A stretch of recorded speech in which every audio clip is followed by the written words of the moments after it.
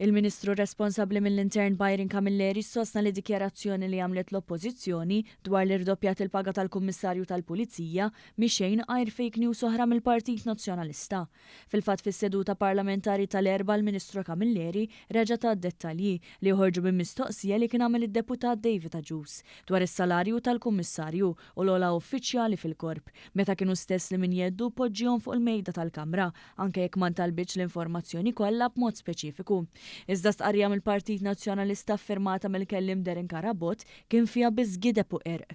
L-Onorevoli Karabot semma l-pagi tal-Kummissarju tal-Pulizija, però hija informazzjoni marbuta mal-assistent, kummissarju, informazzjoni marbuta mad-deputati, kummissarji, assistenti, kummissarji, supretendenti, spetturi, ta' kulħadd, ta' kollha kemm huma. Għaliex dan huwa l-Gvern illi saħħaħ il-pagi, saħħaħ il-kundizzjonijiet u saħħaħ id-drittijiet tal-korpi dixxiplinati kollha. U allura qed nifhem lill-Onorevoli Karabot illi għandu diffikultà bihom kollha daw, hija allura kulħadd ħażin skont l-Oppożizzjoni. Sa dan it-tant fi stqarrija l-Partit Laburista qal l-Oppożizzjoni imedija fil-fake news, daqskemm imedija tattakka l-istituzzjonijiet.